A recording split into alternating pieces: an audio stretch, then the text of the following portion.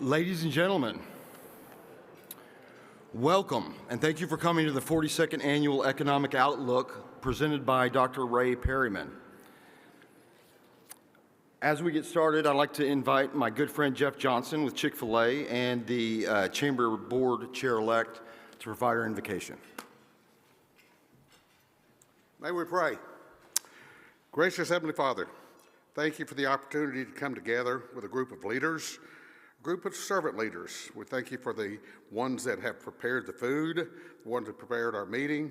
Prepare us for Ray Perryman and the wonderful words of wisdom that he has. In your name we pray. Amen.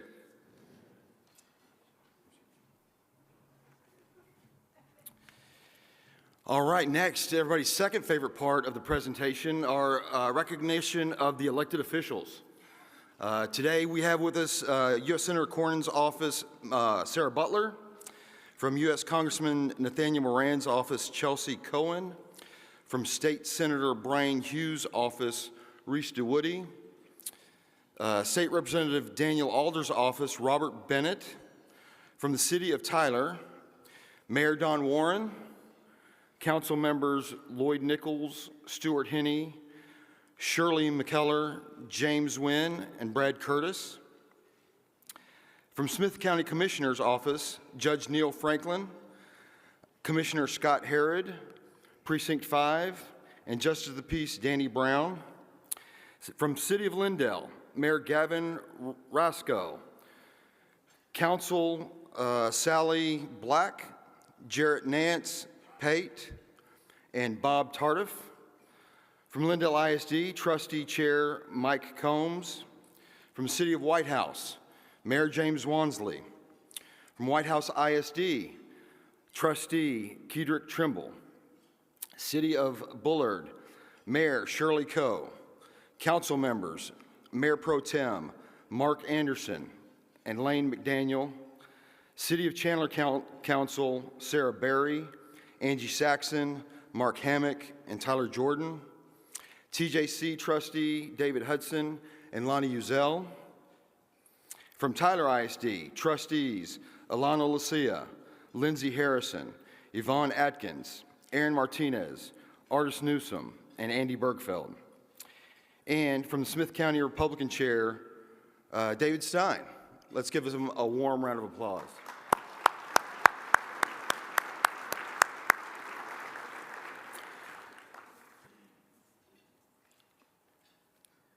All right, next, before I bring up the person that's going to introduce our guest speaker, what I'd like to do is draw your attention to the screens, and they've been rolling. I'd like to give a round of applause to the people that make this happen every year, and that is our sponsors. Thank you so much for coming alongside the Chamber and making this event possible. Thank you, sponsors.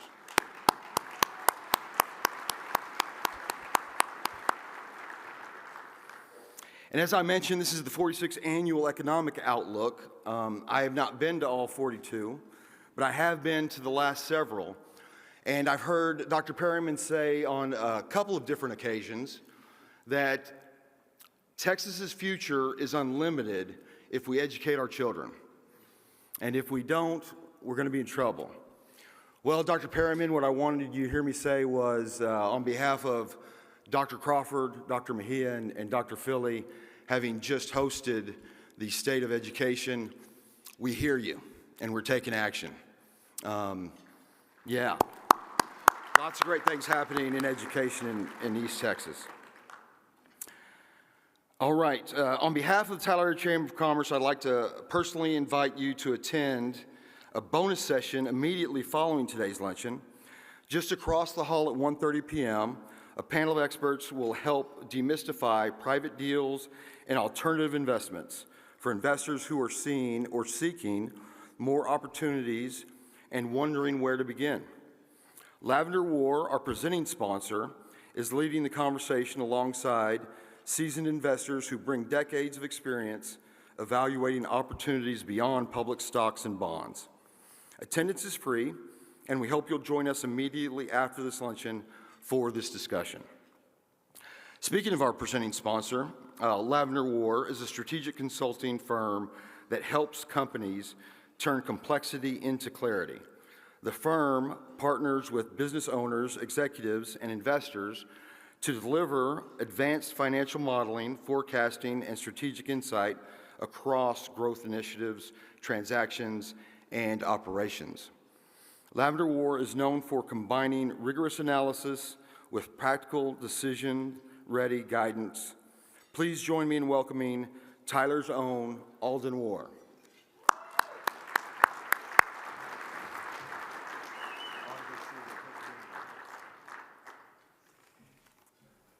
Well, thank you, Tom.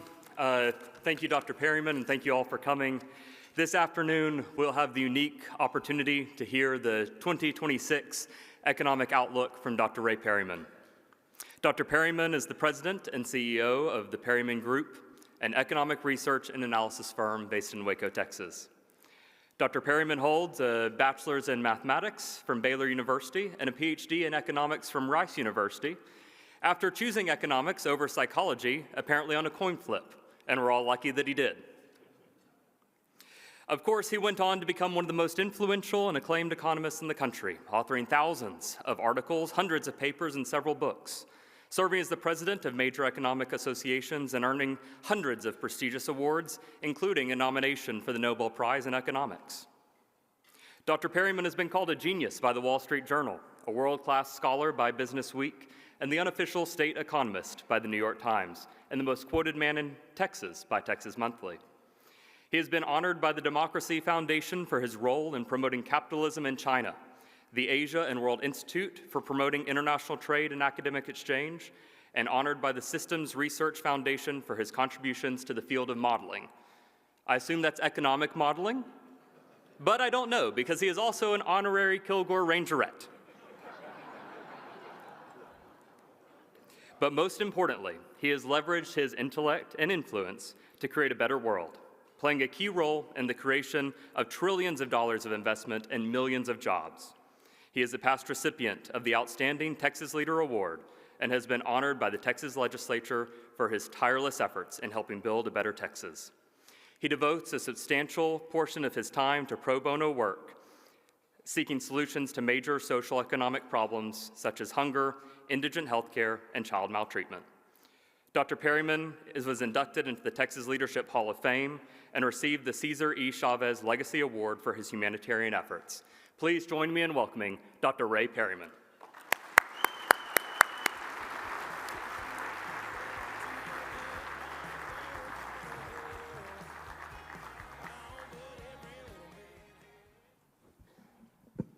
Is this on? Okay, great. I just want to make sure. It's a pleasure to be here. I've been working on my high kick. I haven't made the traveling squad yet. I've been trying, yeah. But it still hadn't worked out. There's always next year, though. I keep working on that. No, it is a pleasure to be here, always in Tyler. Of course, I grew up over in Lindale. I see Lindale's where are you guys? Where's Lindale? All right, cool. Yeah. One of the city council members, Sally, and I went to high school together. It was a smaller place back then. It's lots happened in Lindale over the years. It was so small back then we had to take driver's education and sex education in the same car. But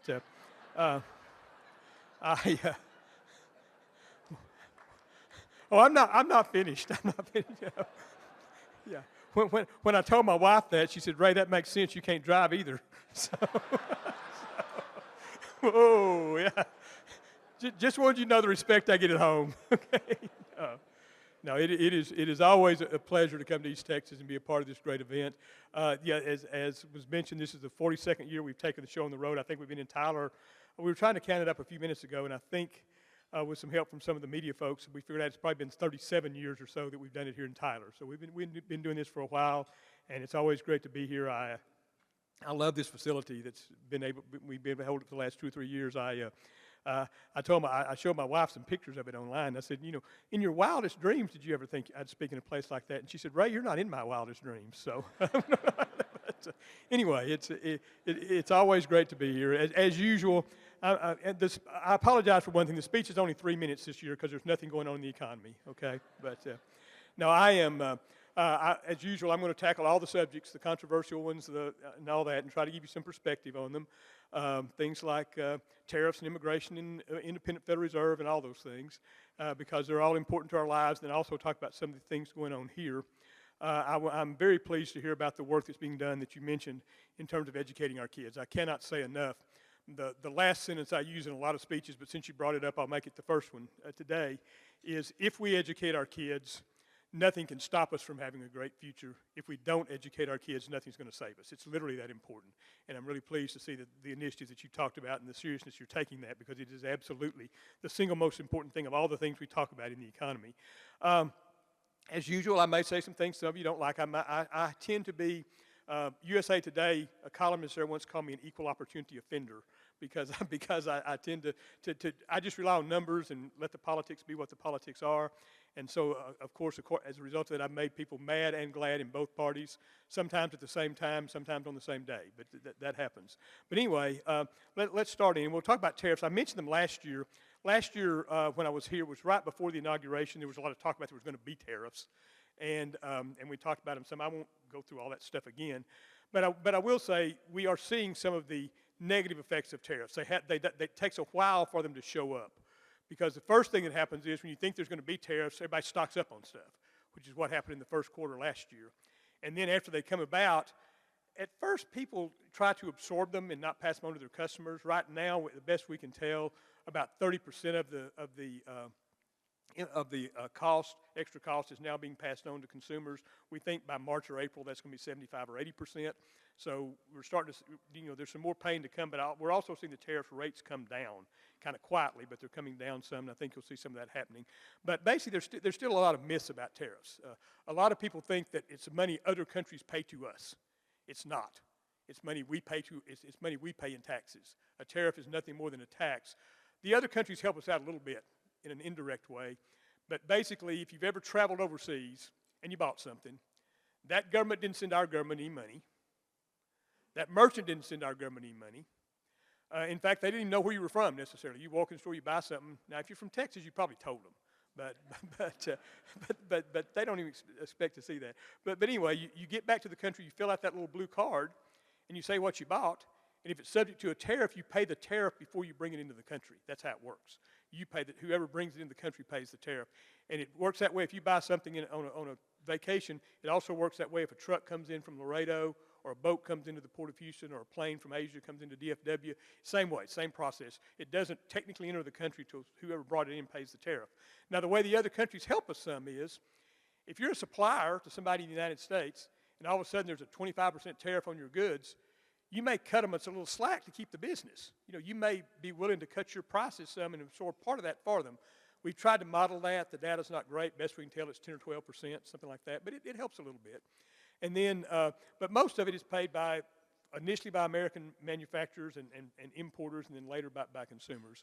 And that's one of the myths. The other one is, well, we kind of know that in a way, but we have to do it because these other countries are ripping us off. We're buying all that stuff, and they're not buying from us. They're not really ripping us off. It's just sometimes we need more stuff from somebody else than they need from us. And I can give you a good example of that. As I think a lot of you know, I work in Waco, but I live in Odessa. And the reason I live in Odessa is 34 years ago I married the mayor of Odessa. And the first law of economics is if you marry the mayor, you move. And so anyway, but I live out there. And the same lady's cut my hair for years. Nice lady. In fact, when she started cutting, I actually had a lot more than I have now. But she's cut my hair for years. And I don't know, it's $40 or something, and I get there maybe once a month, 10 times a year, something like that. So for the last decades, I've paid her $400 or $500 a year. And in all that time, she's a nice lady and I like her, but in all that time, she's never once hired me to do an economic impact study or a forecast or anything else, or even to come in and give her a speech in her shop. She's never hired me once, okay? The reason is she doesn't need that service. I need her service. So I've had a trade deficit with her forever, okay? I have. I spend $400 or $500 with her. She doesn't spend any with me. That's a trade deficit.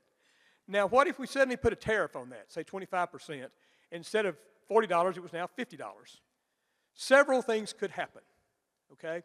One of them is she could say, Ray, my margins are so thin, I'm sorry, man, you're going to have to pay $50 for your haircut. Or she could say, you've been a good customer for so long, you just keep paying $40, I'll pay the tariff. Or she could say, how about $45? How about $42? How about $47? We could agree to something in between. The one thing that will not happen is I will not start cutting my hair, okay? Because that's a service I need to buy from her. And the tariff just simply makes it more expensive. It doesn't change that dynamic. There's talk about maybe we could make some of this stuff over here, and we could. Best we can tell, about 10% of it we could conceivably make over here over 10 or 15 years.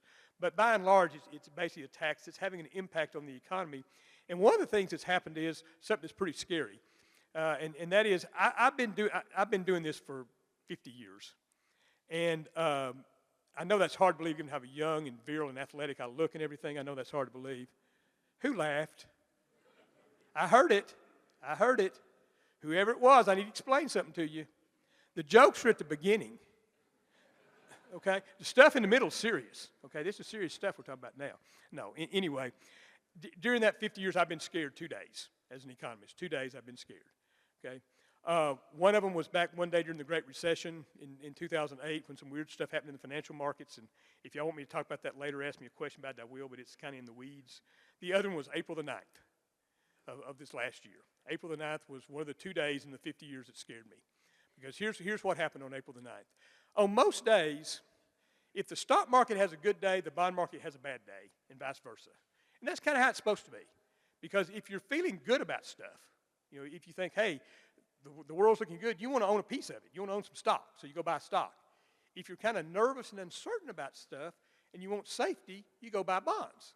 And, you know, these big institutions move trillions of dollars around every day, so you tend to either have it go in one place or the other, and so you tend to have the stock market have a good day, bond market have a bad day, vice versa. Well, on April, and you know, a good example of that was the day after the election. President Trump won the election, and the next morning, the stock market had a great day, the bond market had a bad day. And it made perfect sense because with President Trump winning, a lot of people saying, you know, my taxes will probably go down. I like that. There'll probably be less regulation. I like that too. I think I'll go buy some stock. The bond market's thinking, yeah, these tariffs might cause a little inflation and cause bond prices go down. This is not so good for us. And that's what you expect to happen. One has a good day, one has a bad day. So April the 2nd, I don't know if you remember or not, that was the so-called Liberation Day when all the tariffs were announced. Stock market immediately tanks. Bond market has a good day. Next day, stock market goes down some more. Bond market has a good day. We keep rocking along like that. And then finally on April the 9th, a weird thing happened. The morning of April the 9th, stock market started going down, and people didn't go buy bonds. Okay. That is the scariest thing that can happen in the world economy, is for people not to buy U.S. debt when they're worried. Okay. Because we are the world's definition of a politically risk-free asset is a U.S. government bond. For any of you who are in the financial sector and all, if you've ever made a present value calculation considering an investment or anything else, and you start with a risk-free rate and you add risk onto it, the risk-free rate you use is, if it's a 5-year deal, you use a 5-year government bond. If it's a 10-year deal, you use a 10-year government bond. But the risk-free rate is the U.S. government bond rate. It's the world's recognition of that. And because we've had 250 years of relative economic stability here, and since World War II, we've been dominant. Now, if you think about it, think how rare that is to have 250 years of political stability. I mean, that's really a rare thing. Think of all the revolutions they have in Latin America, for example. But I will tell you an interesting statistic, and I find this fascinating. There has never been a revolution in Latin America during baseball season, ever. They have their priorities straight. First, they settle a pennant race, then they overthrow the government. You know, I mean, and you know, they always get that straight. And sometimes who wins the pennant race determines whether or not they overthrow the government, actually. But anyway, but it's a remarkable thing. So when people decide not to hold U.S. debt in a time of uncertainty, that is a scary thing. That is the kind of thing you don't expect to see, because we are the linchpin of the world economy, and that was a chink in the armor that we rarely see. Before the day was over, in fact, by noon, they'd put a 90-day moratorium on tariffs. The markets recovered. Everything came out fine. But the mere fact that that happened was in and of itself quite a message. So there's a lot at stake with the tariffs. What's happening now is they're gradually coming down. You see announcements and that sort of thing, but they're just kind of slowly coming down. And I think when I was here last year, I said you'll probably see more tariffs than we saw before, but less than what was talked about. That's exactly what's happening, but it is having some adverse consequences. I'll talk about those in a second. Another topic I want to talk about that's not controversial at all is immigration. That was, no, everybody, I'm sure everybody agrees on everything about immigration here. Couldn't be anything controversial about that. I want to try to approach it from a demographic perspective. I am part of a generation called the baby boom. We were the people who were born from 1946 to 1964, and there were a lot of us. After 1946 was when we really became the dominant economy in the world. Happy days were here again. We'd won the war, and we started having a bunch of kids. 1964 was the year the birth control pill made it to the public markets, and we stopped having quite so many kids. But during that period in between, we had a ton of kids, and we were just a wrecking ball as we went through. We overcrowded the schools, and we overcrowded the workforce. We're messing up Social Security right now. We were just a wrecking ball all the way through the economy. But there were a lot of us. And so every 20, 25 years beyond that, you get these sort of echo booms because the kids have kids. And each one of those is a little less because we're not having as many kids. And we were kind of in the middle of one of those a few years ago. And in 2007, and I won't ask you to keep all the numbers I say today in mind, but keep this one in mind for a few minutes. In 2007, we had 4.6 million babies in this country, okay? 4.6 million babies. Now, in 2008, we had fewer. It started going down.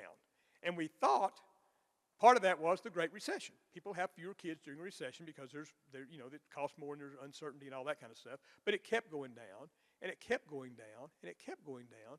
And it went down every year from 2007 all the way till now, with the one exception of 2021. We were all cooped up in 2020 with nothing else to do, so, so we had a few more kids in 2021. But then it started going right back down again. Anyway, last year we had less than 3.3 million babies. So think about it, we went from 4.6 million to 3.3. That's a big drop.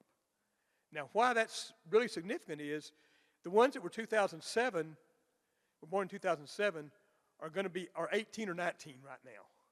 Okay? They are the people who are starting to enter the workforce.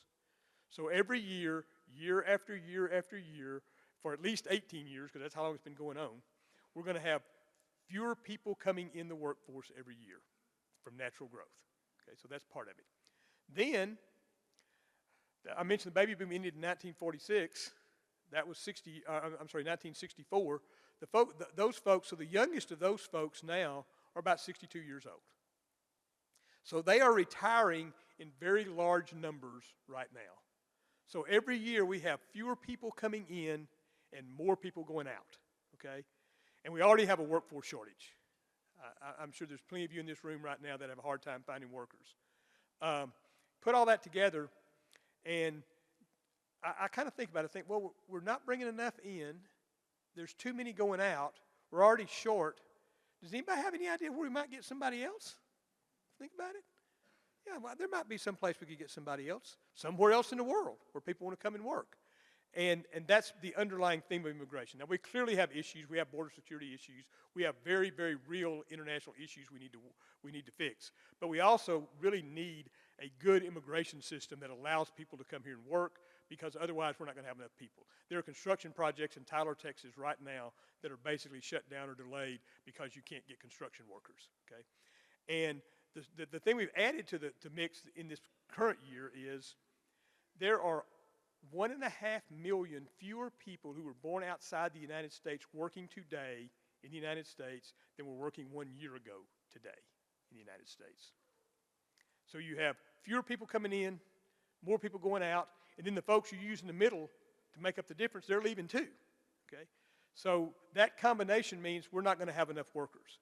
And again, we need that. We talk about the undocumented folks a lot, and for obvious reasons. There's a lot of them. Here in Texas, best we can tell, I tell people all the time, this is tough to measure because two things that are literally synonyms are undocumented and no data. if you're not documented, there's not data. But we try to do a pretty good job of tracking this. Best we can tell, of the 14 million people that went to work in Texas this morning, approximately 1.2 million of them were undocumented, about 9% or so, okay? But that's 50% of the agricultural workers. That's over 40% of the construction workers. That's over 30% of the hospitality workers.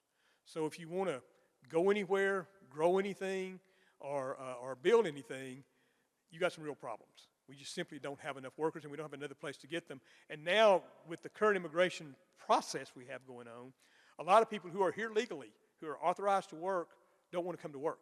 They're staying home, and because of the way in which we're going about it. So all of that's creating some really significant problems, particularly in construction and agriculture. But I'd say that's the part we talk about, but that's a small part of it. I'm sure we got folks here from UT Health and Christus and all those places. Y'all have some great healthcare facilities here in Tyler, some great health education facilities here in Tyler. I don't have to tell anybody that a very significant percentage of the doctors and the healthcare professionals are immigrants.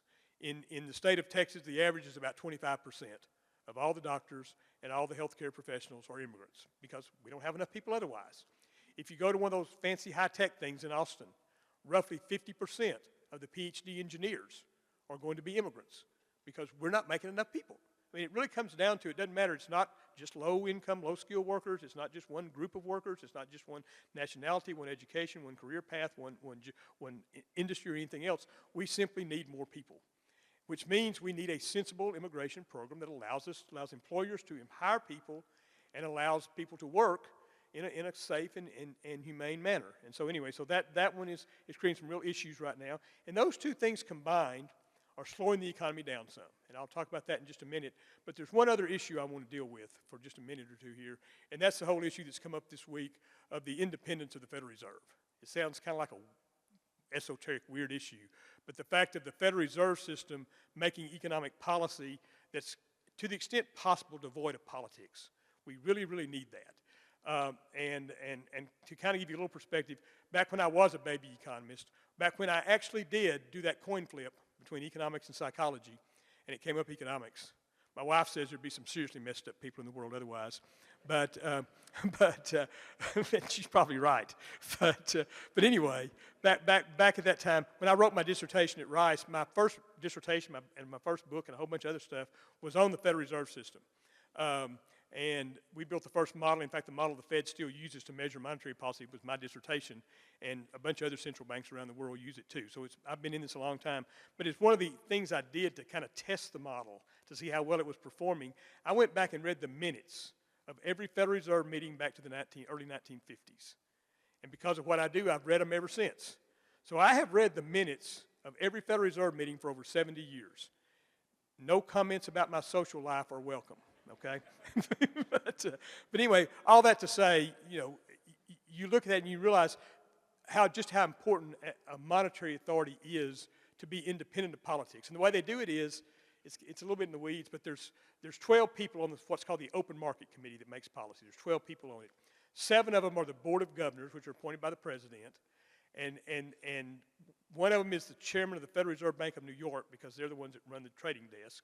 And then the other 4 slots, there's 12 other Federal Reserve districts, and they rotate them, the presidents. There's any 4 of them are on there at any point in time. And so basically, they appointed for 14-year terms. And there's a reason for that. So the 7 people that are appointed for 14-year terms, even if a president serves 8 years, they would probably only appoint 4 of those, unless there's a retirement or something like that. So most the president would you expect to appoint would be 4. And then you've got 5 of them that aren't appointed by anybody. And so basically, it'd be very hard to cobble together a majority to do just what a politician wanted. And so that's how it's kind of kept its independence all the way along. And that may not sound like a big deal, but it is for a lot of reasons. First of all, I'll give you just a few examples. Some of you weren't born in the 80s, and I find that totally disgusting.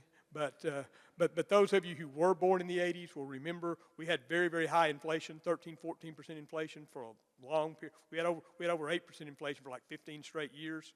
The Federal Reserve broke the back of that inflation in the early 1980s. And they did it by basically just clamping down on money and forcing it down. And in the process, we had like 6 months of pretty difficult economic situation. That could have never happened in the political world because they couldn't stand the 6 months of kind of pain to get to the gain. We have benefited from that ever since. The day the stock market opened after 9/11, the Federal Reserve provided liquidity that allowed the financial markets to function. Back in that date I mentioned in 2008 when things collapsed, the Fed was the one that put in the liquidity that literally kept the global economy from collapsing in one day in 2008. I mean, it was literally that important. If you go back to the pandemic, the Federal Reserve put a whole lot of liquidity in the system. That's one of the reasons why we've had this inflation since then. And it was no secret. we all told them at the time there's going to be a lot of inflation when you do this, but there were two options available. Do it and have some inflation. Don't do it and have millions of people starve to death. Those were the two options. An independent group away from politics, you had a terrible choice, inflation, and a catastrophic choice, don't do it, okay? The Federal Reserve had the luxury of picking the terrible one instead of the catastrophic one. In the light of politics, if you told politicians it's going to lead to all this inflation and you're not going to get reelected, they wouldn't have done it. And so that, you need that independent voice. And right now we're looking at a situation, the president wants interest rates lower. I can tell you I've done at least something in every presidential administration since Ford, okay? I have never seen a president who did not want the economy juiced right before an election. Every president, every member of Congress, naturally, right before they're going before the voters, they'd love to see you juice the economy a little bit. Sometimes that's a good idea, sometimes it's not a good idea, and you need somebody independent making that decision. So there's a reason why the financial markets are nervous about it and everything else. We really need to keep an independent monetary authority, and I think we will. All those things combined, of course, lead to the worst thing that happens in an economy, and that's uncertainty, because uncertainty makes us kind of not do anything. The most common reaction to uncertainty is to do nothing.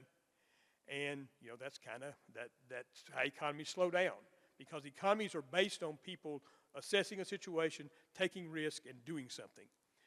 And uncertainty makes us more likely to assess that risk and not do something. And that's what can really grind an economy down. And so, we're working through this, and frankly, I think we'll have another 6 months or so. We have to work through it. I think you'll start seeing it getting better later in the year, particularly as the midterms approach. You're starting to already see some things start to happen in anticipation of that. But basically, when you look at it right now, the end result has been the economy has slowed down, particularly the job market. And we can see it in a lot of ways. In the United States, this past year, the numbers just came out, we averaged a little less than 50,000 jobs a month this past year. Last year, we averaged 160,000. Over the past 15, 20 years, we've averaged 200,000 a month. So it's been a big slowdown. We've had several months where jobs actually went down. GDP's continued to grow, but that's almost 100% because of AI investments. And that's all, that's going great guns. It's going to be a huge part of the future. There's no question about it. It's going to have a big role in the future. But I think there's a little bit of exuberance in there about it right now. I think you'll see some kind of corrections on that and kind of a little bit of a more even path as things go forward, not quite so much excitement and enthusiasm about it, which has been the case with most major innovations in history. A lot of people say, well, isn't that going to solve the job problem for us? Isn't AI just going to get rid of all these jobs? And so we're not going to need all these people. No, it's not. It will, in the short term, it will displace some jobs. There's no question. Every major advance in technology always does in the short run. Every major advance in technology, literally, I've looked at every one of them for the last 5,500 years, going back to the wheel. And there's never been an innovation that didn't initially destroy jobs and ultimately create more jobs than it destroyed. A process that economists call creative destruction. It happened with computers back early in my career. Everybody said computers are going to get rid of all the jobs. Well, what happened was we all started working with computers. Then it was going to be robotics were going to get rid of all the jobs. Then the internet was going to get rid of all the jobs. And now it's AI. And it's big. It's one of the big ones. But again, that's what you're going to see with it. But the point is that's what's driven output growth. Every other indicator is not looking so good right now. And I think we're going to have a few more months where we see it that way before we work our way through it. And then to kind of, and our forecast for the next 5 years for the United States is growth in output of about 2.5%, jobs about 1.4%. That's right in line with long-term trends, but it's kind of backloaded. It's not so much the first couple of years, and then you start to pick up the momentum again after that. Similar situation in Texas. We've done so well in Texas for so long. We are the nation's leader in job growth. We're the nation's leader in investment. We're the nation's leader in most of the emerging industries. You can't say enough. Every statistic you point to points to how well Texas has done. But we didn't get to skip this particular recession, or not recession, slowdown. Ray did not say recession. No, I don't think we're going to have one. I really don't. I think we'll see this slowdown thing, but I don't think we're going to have a recession. But this slowdown, oftentimes when the U.S. economy slows down, Texas, we just kind of say, we're going to sit this one out. You guys go ahead and slow down or have a recession, whatever you're going to do. We'll just keep growing. And we get to do that. We didn't get to do it this time. And the reason is, anybody want to hazard a guess which state is the most impacted by tariffs? It's not that hard. I practically told you. Come on. No, it's Texas. 1 out of every 6 dollars of trade in the United States is from Texas. So if you start messing with trade, you're necessarily messing with Texas. I mean, one of the largest, the largest port by volume in the country is the Port of Houston. The largest, or by value, I'm sorry, one of the top 3 international airport destinations is DFW. The single biggest port of any type, land, sea, or air, the single biggest port of any type in the country is Laredo. And things cross the border from Mexico. So, I mean, we are a huge part of the global economy. So when you start messing with that, it impacts Texas disproportionately. Similarly with immigration, 2 reasons. Number one, we've grown faster than everybody else. And so consequently, we've needed more workers, and so we've had to rely more on immigrants to get those workers. And then secondly, basically when you look at the economy of Texas and you look at the workforce here, because of our proximity to Mexico, we have really integrated that economy, both the workforce and the production process, which impacts both the tariffs and the immigration thing. So we're the most impacted in terms of our workforce and immigration. We're the most impacted in terms of tariffs. So we don't get to sit this one out. We have to suffer through it like everybody else. And you can see it very clearly in the numbers. We average 250, 300,000 jobs a year every year in Texas, what we create almost every year. And we were rocking along doing just fine this year. We gained 25,000 jobs in January. We gained 30,000 jobs in February. We gained 25,000 jobs in March. We gained 30,000 jobs in April. We gained 20,000 jobs in May. So we're cooking along. It's all great. But when you look at from May until now, we're net down 12,000 jobs. We've got some months up, some months down. But after averaging 20, 25, 30,000 jobs a month, just almost like punching a clock, all of a sudden since May, we have seen that completely stop, and we're actually a little bit negative for the year at this point in time. So it has impacted Texas. There's no question about impacting Texas. It's going to impact Texas for a while longer while we work our way through this. Again, I don't think it's anything that's going to be particularly long-term, but it is going to take, I think, a few more months. I don't want to sugarcoat it. It's going to take a few more months to get through all this. So anyway, that's what we see there. Looking beyond that, we're projecting Texas will continue to outgrow the U.S. fairly significantly, as it has in the past, and a lot of good things. And the primary reason for that is, there's 2 things. First of all, to get back to the thing we talked about at the very beginning, young people, workers are going to be the currency of the future. And we have the raw material here to make that great if we educate them.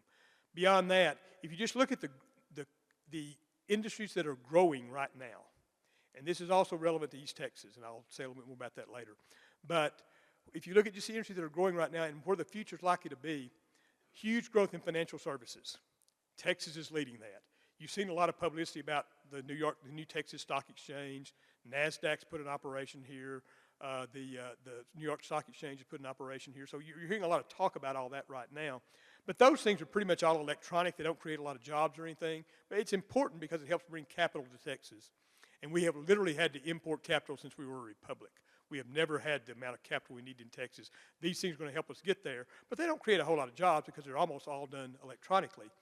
But if you just look at the whole industry, and you look at the last 20 years, the country's seen about 20% growth in jobs in that area. New York, which is the financial center of the world, has seen 16%. Texas has seen 110%. So, I mean, we're smoking everybody else. It's not even close. And we're a major, and there are now more people working in financial services in Texas than there are in New York. We crossed that line a few years ago. And so, it's truly, I mean, that's a major emerging industry. Obviously, you have a lot of good, strong, solid financial institutions here in this area that are vital and have done a great job for years and are continuing to be a part of this expansion that takes place. Then another one that's growing a lot is advanced manufacturing. Again, Texas is a leader in that. You hear a lot about the chips and that sort of thing, but there's all kinds of advanced manufacturing taking place. A lot of it focused on various types of equipment that's made right here in East Texas. AI, tons of that stuff going on right now. You're seeing some of it already happening in East Texas in terms of facilities. There's a big one in Sulphur Springs. There's going to be a big one in Nacogdoches. And a lot of the supply chain stuff is happening right here in the Tyler area and around there, and there's going to be more of that going forward, as well as I think more of the data centers as well in that regard. I'll say more about kind of some of the stuff that has to happen with that. But again, Texas is the leader in that one as well. probably the fastest growing industry in the world right now, and one that you guys started building 35 years ago here in Tyler, and it's really paid dividends up to now and going forward will continue to, is life sciences and bioscience, healthcare. That is a huge growth industry. And of course, obviously, you've seen major investments here with the UT thing, with some of the other hospitals and great facilities, with some of the biomed companies. All of that has been a major part of what's been happening in East Texas for a long time. Well, it's now the fastest growing industry in the world, and for a couple of reasons. One of them is that crazy demographics I just talked about. One aspect of that is, as a society, we're getting older. As we get older, we need more health care, okay? And that's part of it. As another part of it, although there's some drugs now that have helped some people of late, as a society, we're also getting fatter, and which also generates the need for additional health care. And so and in the demographics in terms of proclivity for disease versus what parts of the population are growing has also driven that. So there's a lot of demographic things driving a huge demand for these services and technology to address these services, that sort of thing. Huge growth industry. Tyler's been a leader in that for decades, and so that one does very well. Energy, all types of energy. The wind, the solar, you got everything here. And there's hydrogen, nitrogen, ammonia, all that stuff. But of course also oil and gas. And that's what we're talking about for a few minutes here. There's been a lot of talk now, well, is Venezuela just going to replace all of our oil? The short answer is no. The long answer is no. It's not going to happen for a variety of reasons. First of all, starting in the Chavez administration, then the Maduro administration, they have spent 25 years absolutely decimating their infrastructure and proving to the world they have no clue how to produce oil. So that's part of it. The oil companies have to invest where their shareholders will make the most money. That's not going to be Venezuela for a long time. Secondly, the crude there is what we call heavy crude. It has a lot of carbon in it, it has a lot of sulfur in it, and that's good for some purposes, but it doesn't replace, most Texas oil is a much lighter, less viscous oil, and so it doesn't substitute it directly. In fact, the country that will probably be hurt the most whenever Venezuela's oil does get produced, which will probably be 15, 20 years from now, will be Canada, because most of their oil is also the heavier crude of that type. And also just the sheer demand that's going to happen in the world. There's two things going on there. One of them is the emerging countries of the world, all those countries that have been sort of in poverty, that were largely agrarian for years and years. Many of them are now having industrial revolutions. They're starting to manufacture. They're joining the global economy. They're generating a huge demand for energy going forward. And at the same time, what's been happening for the last 10 or 15 years is all that was happening, and it was creating a big demand for energy for the future, but the advanced economies weren't using much energy. Because we could grow without needing much more energy, because we were growing a lot of service jobs, so they don't use as much energy. We were getting very good at fuel efficiency in everything we did, buildings, cars, whatever, were more fuel efficient. And so we managed to grow without using much more energy. And then along came AI. And that has changed everything, because it is a huge user and consumer of energy. So now both the advanced economies of the world and the emerging countries are all going to need more energy in the future. And we've done forecasts, the Energy Department's done forecasts, 15 other people have done forecasts. And when you look at the numbers, what they will tell you is that assuming nuclear makes a comeback and does very, very well, renewables expand by 300 or 400%, hydrogen comes into its own, ammonia comes into its own, nitrogen comes into its own, and we have a couple of black swans, things we hadn't even thought about. If all of that happens, we're going to need a lot more oil and gas in 2050 than we need today. And because it just works out that the oil and gas that's available in here and in other parts of Texas, particularly the Permian Basin, because it's a huge field, but throughout Texas, has some of the lowest carbon content in the world. And the way markets work is, if you tell me I got to produce a lot of energy and not use and try to produce as little carbon as possible in the process, then I'm going to start with the energy that has the least carbon in it coming out of the ground. So that's actually going to drive the demand for oil and gas into Texas as it increases. And so you have that phenomenon going on. And then there's some remarkable technologies taking place. There's one company I'm working with right now that has an incredible technology. And I have to learn the science of this stuff as it goes along. But basically, when you combine air and fuel, to generate energy, all the emissions, all the bad stuff comes out from the part that doesn't create energy. It's the residue. This thing, there's a new technology that can inject the air with the fuel like 30,000 times a second and keep the balance absolutely perfect. And they already have run power plants with zero emissions run with fossil fuels because of that. And they're now working on doing it with ships and airplanes, and then they'll work with cars. It's an amazing technology. So there's all kinds of things happening that are going to drive the demand for energy in the future. Again, East Texas has always been a part of that industry, will continue to be. A couple of other things just to note about the Tyler area, because our forecast is you grow a little slower than the state in terms of output, because the Permian Basin jacks up the output growth there in the Gulf Coast with all the petrochemicals. That has a whole lot of output, not many jobs. You'll continue to grow jobs a little faster. But one thing I want to point out in particular is that that I mentioned that from May until now, Texas has lost 12,000 jobs. Okay, Tyler's basically even. You haven't lost, you haven't gained. Now, that doesn't sound spectacular. You'd love to see a lot of growth or something, but I mean, we're in an era of a big slowdown where the fastest growing state in the country has not been able to weather it without seeing a little bit of job loss, and yet you've managed to outperform the state even in this difficult time. That's a testament to diversity. It's a testament to the dynamism of this economy, to the investments that have taken place, and to a lot of the things that are going to, as we come out of this, really have this area well situated going forward. Again, our forecast for this area was a little faster growth in employment than the state, a little slower in output, but basically roughly the same as the state. Again, a little bit backloaded because we still have some stuff we have to work through in some of the short-term stuff. Can't stop without talking about challenges. How am I doing? How long have I talked here? Okay, I want to leave a few minutes for questions. So I'm going to say a couple more things, and then I'll open it up for questions. I want to talk a little bit about the challenges, because we do have them. We talked about one of them. I won't go into it again. The single biggest one we have, and the one that you are addressing and everybody has to address, is education and our workforce. I could go on and on about that one. Beyond that, though, we obviously have challenges to make all this happen and to achieve all this potential that we have. One of them is water. We're going to have to do a lot of work to get all the water we need. The state and we voters recently decided to put $1 billion a year into a water fund for Texas for the next 20 years, $20 billion investment. The estimated cost to fix the water system in Texas right now is $152 billion. So we're short a little bit there.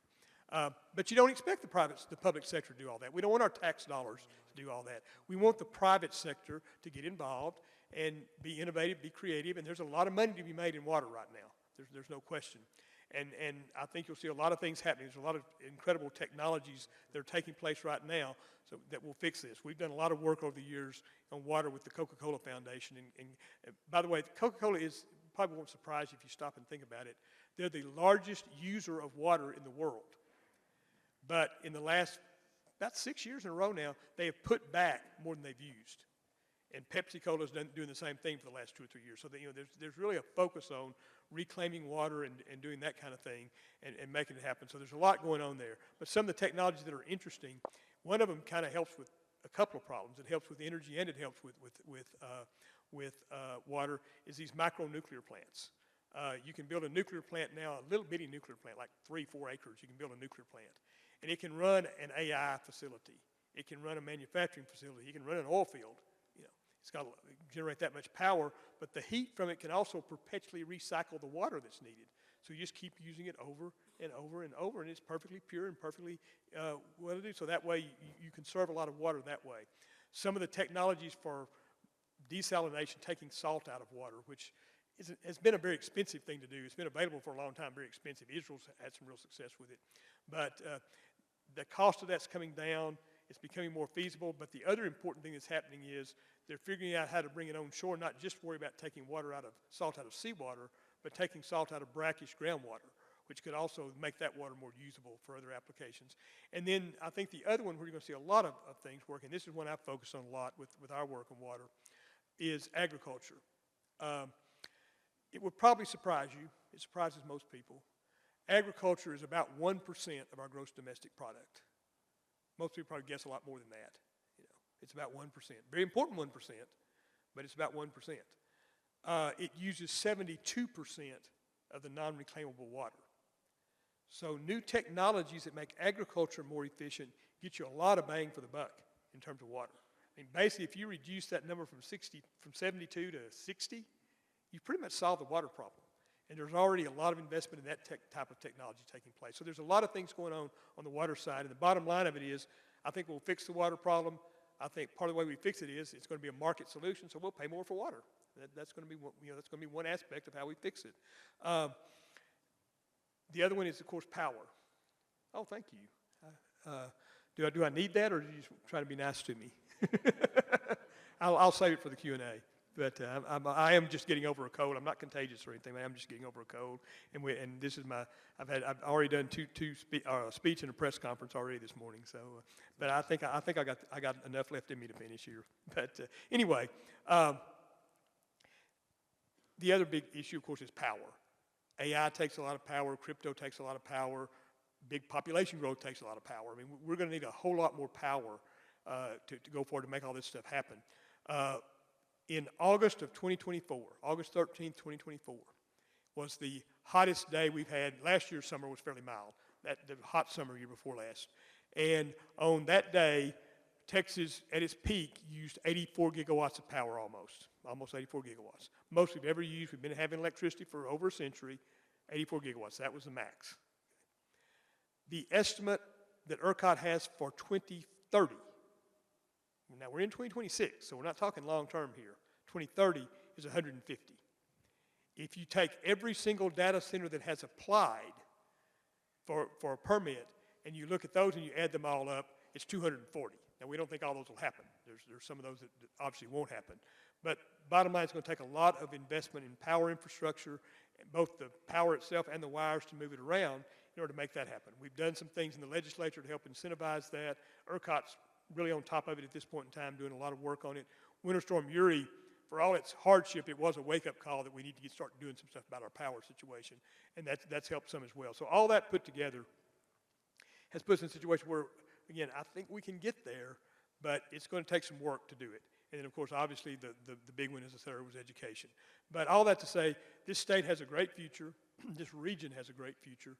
We have some challenges. I think we're up to meeting them. We've got to work through this next few months here, and it's kind of, we got some unforced errors we have to deal with. We have to kind of slog through it, but we're getting there, and things are moving in the right direction with all that. So I think you can look forward to maybe choppy first half of the year, but beyond that, a lot of opportunities and a lot of things that will create a lot of excitement in the future. And I truly don't think you could be in a better place in East Texas to make it happen.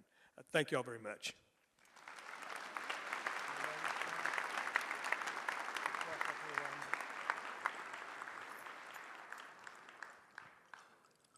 Oh, good. That's just water. I was scared for a minute. You'd be happy to take some questions. Ever how long we have, I don't know. I'm not in charge of the clock. Do we have microphones around, or people just yell? I don't know how that works. We have two microphones. Okay, very good. Yeah, okay. Anybody? Did I wear you out that much? Dr. Perryman, right Yes. here. To your right. To my right. Okay. This right? Yep. Okay. Got Right you. here? Okay, I got There you. you Yeah, okay. Any commentary about the governor and lieutenant governor's property tax reform strategies for the upcoming legislative session? Sure, be happy to talk about it, about property tax reform. First of all, I may take my jacket off. It's getting warm up here. But first thing about property tax is we do studies, other people do studies of various forms of tax, because basically a tax that's going to really run a government needs to have a big base. And that it can be income, like an income tax. It can be gross receipts. It can be sales. It can be value added. It can be transactions, all kinds of something big that you apply a little rate to get a tax. And we evaluate them and to see, which ones are the most efficient, which ones are the most equitable, all that kind of stuff. And it's all pretty close. A value-added tax is actually the most efficient of all of them, but structurally we're not going to have that. They're all about the same actually, except for one glaring exception. The absolute worst tax you can have is a property tax, okay?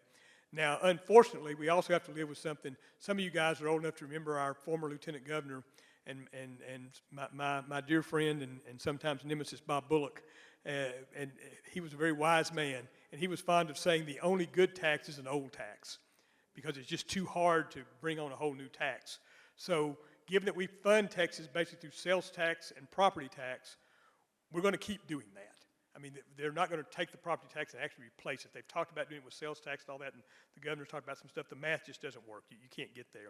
What they have done and what they continue to do is try to buy down the property tax, and the only way you can do it is to supplement it with other taxes, you know, and with other revenues. We've been very blessed for a while here to have these nice surpluses to work with for basically 4 reasons. Number one, Texas has grown a lot, and when you have growth, you have retail sales. Number 2, we had the big inflation spike, and then subsequent inflation staying around 3 or 4%. Well, when you collect most of your revenue from a sales tax, inflation gets you more money. Okay, so we have that. Then we've had that enormous push up in the oil and gas industry, and where production tripled.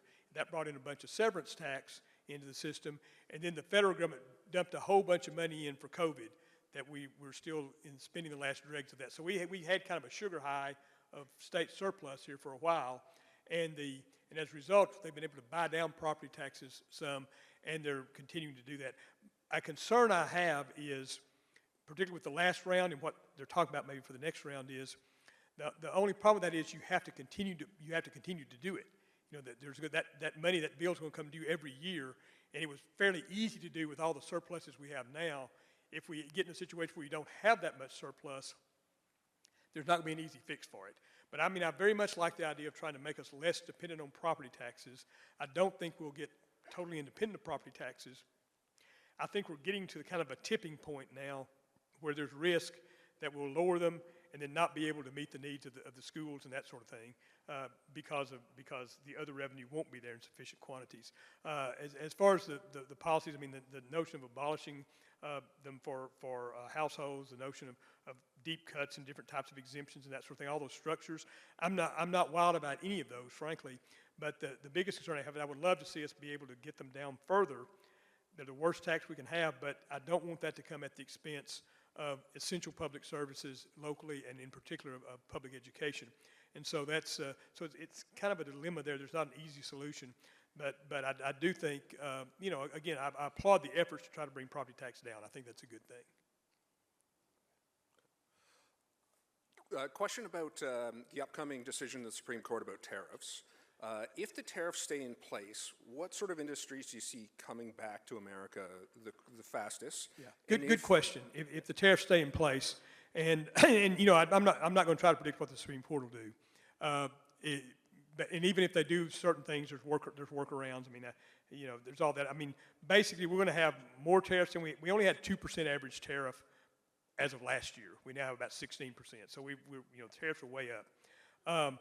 In terms of encouraging industry to come back to the United States, it only works if it makes sense for the industry to be here. And there's a whole lot of industries it just doesn't make sense for them to be here. Any industry that's particularly labor intensive is not going to come back. The capital intensive, research, technology intensive industries, that's our real strength as an economy. That's what we do better than anybody else. And so some of those conceivably could come back. So it'd be your tech-oriented businesses. I think it's where you're likely to see the biggest benefit. It doesn't. You might see a few things like a few automobile plants and stuff, but like steel, it really doesn't make sense. We would have to invest a huge amount in basic oxygen furnace technology and that sort of thing to do steel, to significantly expand steel in this country and that sort of thing. So I think you're more likely to see it in the tech-oriented industries. We've tried to estimate, you know, what would happen. You know, okay, if you keep tariffs in place, what might come back? And best we can tell, you might get, at most, over about 10 or 15 years, at most get back 10% or so of what we've, of all the impact of the tariffs, and that would be at a loss of efficiency of about 3 or 4%. So you might get a net gain to the economy, you know, a small net gain to the economy from that, but it's primarily going to be your capital-intensive, high-tech, high intellectual property content sectors where it's going to happen. Years ago, there's one thing that always happens. Whenever there's a recession, the president has an economic summit. I mean, you can write it down. If there's a recession, they're going to have an economic summit because they want it to look like they're doing something. And so over the course of my career, I think I've done 5 or 6 of these things where presidents had summits. You have to go talk about the economy and stuff. And I remember when W had his a number of years ago, he called me and he said, I want you to talk about 2 things.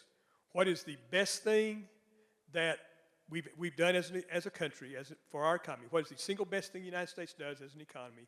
And what is the worst thing we've done as an economy?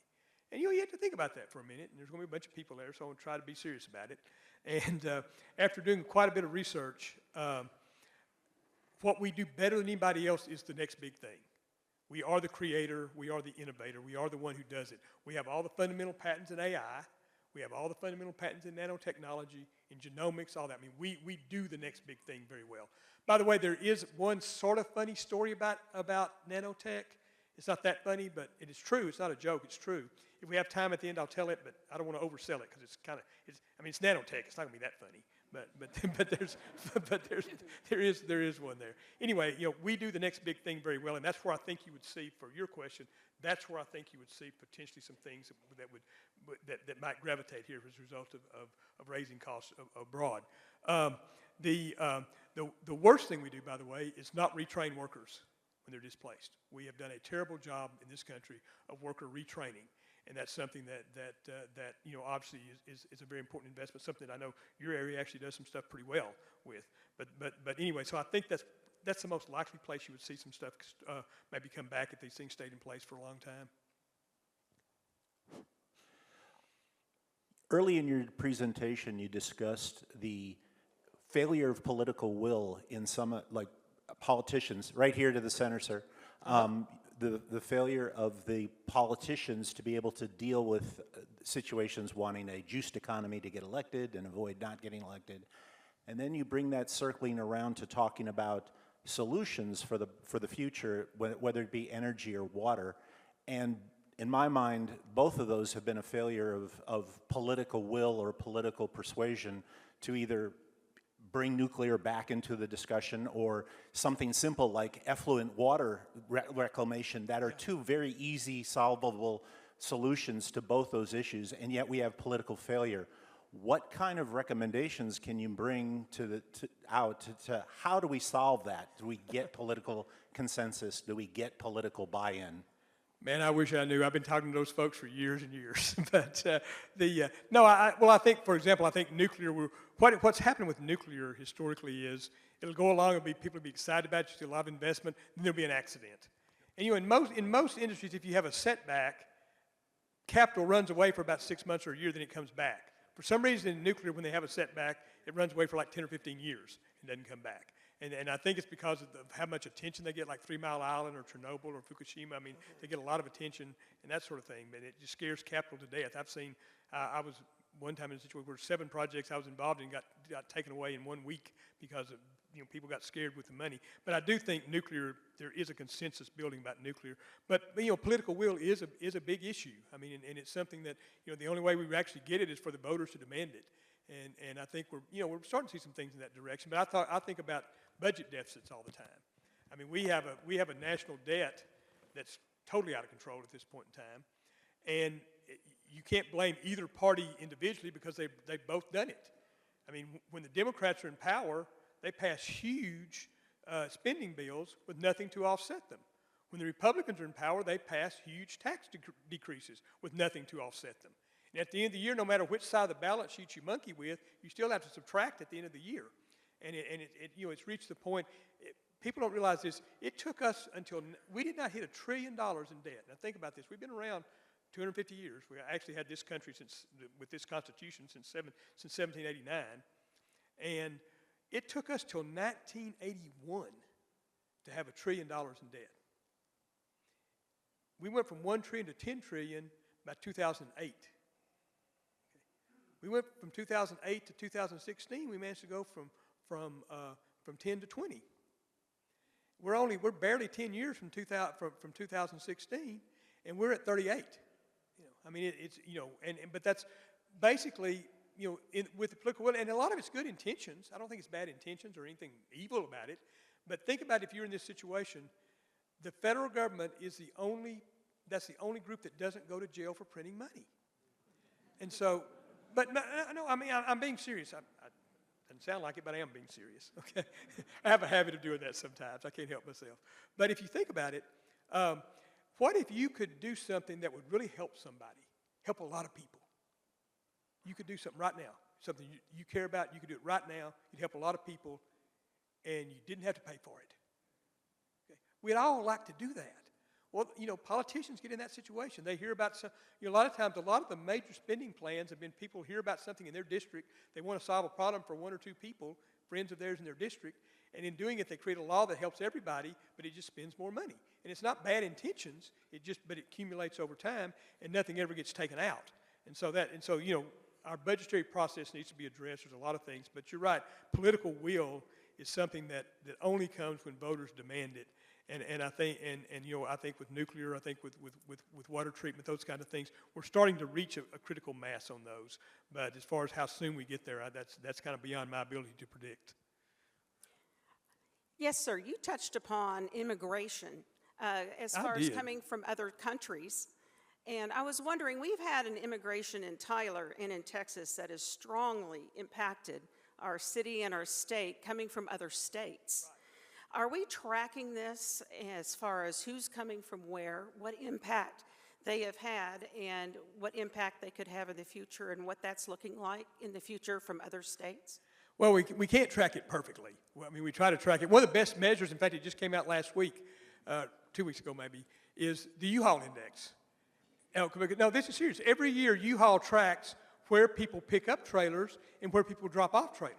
Because they charge, if you take a trailer into an area, they may have a drop-off fee, or they may be happy to get it, depending on the situation, how many trailers they need there. So they keep very good track of who rents trailers and where they drop them off and that sort of thing. And from that, you can get some indication of it. And not shockingly, Texas was number 1 this year. We're number 2 last year. We've been number 1 7 of the last 10 years in terms of people coming in. And, the biggest exodus is probably places that wouldn't surprise you, California, New York, and those kind of places. The biggest ones coming in are like the Carolinas, Florida, Texas. It probably doesn't surprise you what you see there. But and the census tries to track it, but when you only survey every 10 years, you really can't get a really good picture of what's happening there. But best we can tell, a lot of the people we attract to Texas, obviously from the neighboring states. I mean, that's just a natural thing. You always attract it. It's like gravity. I mean, you always attract some from your neighboring states. But beyond that, it tends to be states that are basically higher cost states or more regulated states. That sort of thing tends to be what it is. And so, as far as the impact it can have on an area, certainly, it depends on the dynamics. I mean, in a lot of cases in Texas, we're very fortunate. We bring in young, well-educated people who say, this is a place I think I can make my fortune, raise my family, that sort of thing. So we get a lot of people with a lot of good energy, coming into Texas, a lot of good skills and abilities and that sort of thing, where basically other states have subsidized our workforce. And so we get a lot of that. But then we also, we also that's not universal, but we do get some of that. We're pretty fortunate in that regard here in Texas. But basically, the best we can track it, which strangely enough is U-Hauls, but the best we can track it the results are not too surprising. Neighboring states always pull from each other, and then as far as the big masses of movement, they tended to be from New York, California, Illinois, places like that, into warm, southern, pretty states, basically. Hi there. I'm in the middle, in the back. Okay. Hi. I can't see you, but I can hear you. Okay, I see you. Okay, I got you. A question regarding the energy needs that you Can you were talk just a little louder? Can you talk just a little louder? Right. The energy need, you were describing the numbers. The example you gave that the hottest day in Texas here in 2024 was 85 gigawatts. Was that the state number or the consumption? Okay, I'm not hearing all the question. I'm sorry. Well, overall, you're saying that by 2030, it's projected to go almost double. Oh, that's power consumption. Right, Yeah, for power the power. consumption. Right. Yeah. So for alternative energy supply, is there government incentives or to be able to push for alternative resources? Because as an example, in Alberta, they're doing big pushes, government subsidies for the private sector to push big on alternative energy. And that's something that I'm aware of, that I don't know what it looks like here in Texas. Are you aware? Yeah, I'm aware. The question was, I was having a little feedback. I don't know if you guys were. The question basically was, are we incentivizing renewables and alternative energies to help develop to meet the resource needs that we have here in Texas. And he gave an example of Alberta. I've worked with Alberta on some stuff. They've done some cool things. Basically, what the legislature's done recently is, and I would say I would have done it differently. And they have incentivized natural gas, development of natural gas power, which is great. We need it. But we need the renewables as well. I mean, it's going to be an all of the above strategy. We're not going to be able to get everything we need from any source of power. And I would like, and it's almost become they kind of made wind power and solar power the scapegoat for Winter Storm Uri, and it really wasn't. There were a whole lot of things that went wrong with Winter Storm Uri, but it kind of became the scapegoat.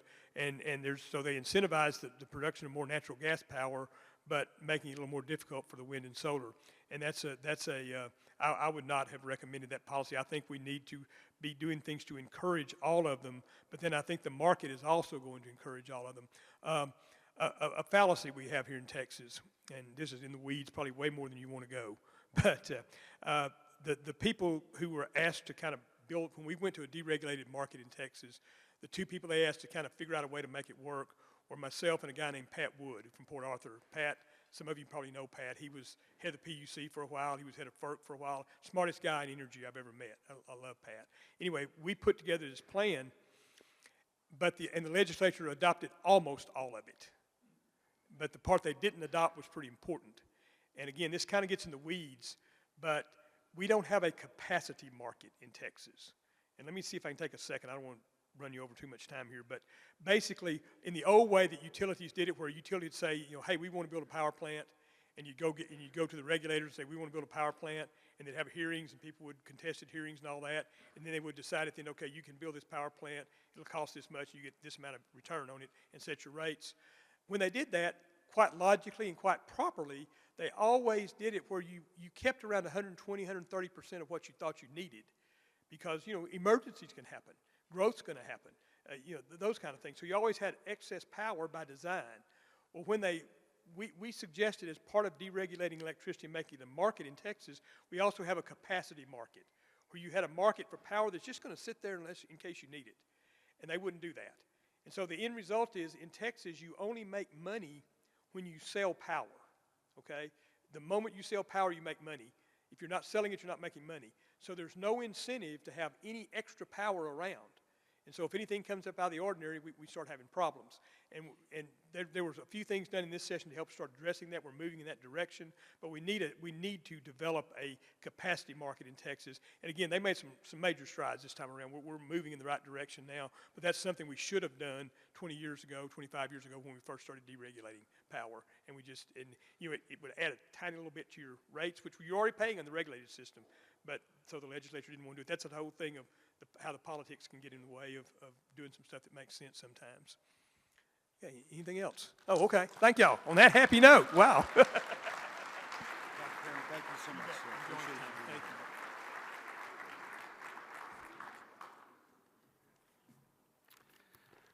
Dr. Perryman, thank you so much for your words. They're always insightful and impactful, and today it have me reminiscing about driver's education. So thank you for being here. One more round of applause for Dr. Perryman. Okay, real quickly, we just want to talk about a couple of upcoming events. We have the 2026 Accelerate Business Expo. That'll be February 19th from 1 to 6 p.m. right here at the W.T. Brookshire Center. Please plan to attend. We've got our next business after hours, January 22nd, 5 to 7 p.m. And that's going to be sponsored by Holiday Inn and Conference Center on South Broadway. There are a limited number of Perryman forecast handouts at the registration table. As you leave, you can pick one up. If you'd like an electronic version emailed to you, please reach out to Henry and he can help you out with that. There will be a YouTube version of this posted to the Chamber YouTube channel soon. And if you'd like to attend the bonus session following the adjournment, please go to the registration table and they'll give you further instructions.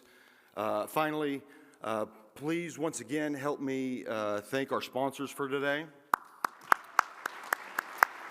and the wonderful staff of W.T. Brookshire's Conference Center that helped make this possible as well. Thank you so much for showing up today. We are adjourned.